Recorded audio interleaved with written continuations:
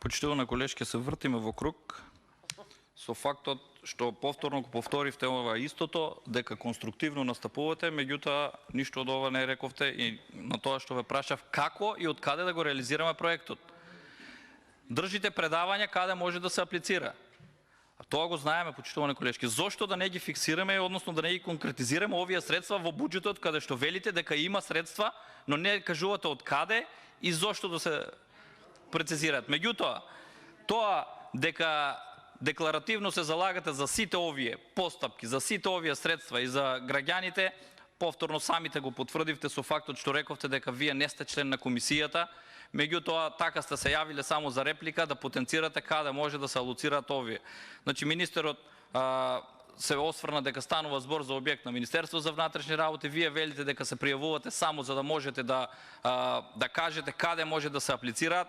Јас ве прашувам конкретно од каде да ги извлечеме овие средства, вие не давате никаков одговор. Меѓутоа, ова е доказ дека станува збор единствено за декларативни заложби кои што ги имате, а намерата ви е сосем друга.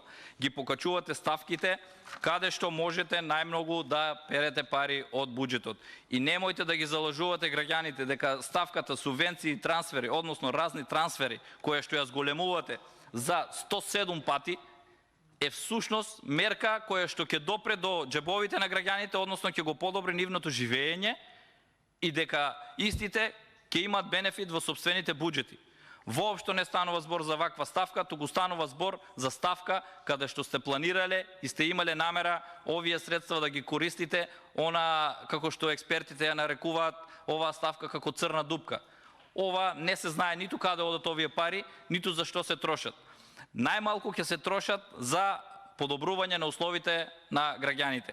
А тоа дека има каде да ги аплицираме, да, ќе ги аплицираме во повеќе места и за прекогранична соработка, меѓутоа од овде централната власт, начело со пратениците од власта, не сакаат да помогнат на граѓаните и само декларативно се залагаат за се едни исти работи и се вртиме во круг. Затоа ви повикувам, иако не сте член на комисијата, вашите колеги да ги охрабрите да гласаат за дадениот амандман, бидејќи сепак сте една пратеничка група и коалиција со која што сметам дека имате соработка и сите сте компактни и единствени, и да дадете свој допринос во однос на овој амандман, да ги убедите вашите колеги, бидејќи, како што рековте, вашиот став е дека вакви проекти треба да се реализираат.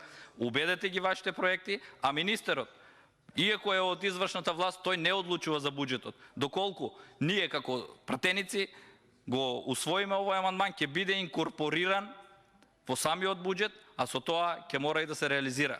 Уште еднаш ве повикувам, најдобро намерно, да ги повикате вашите колеги да гласаат. Благодарам.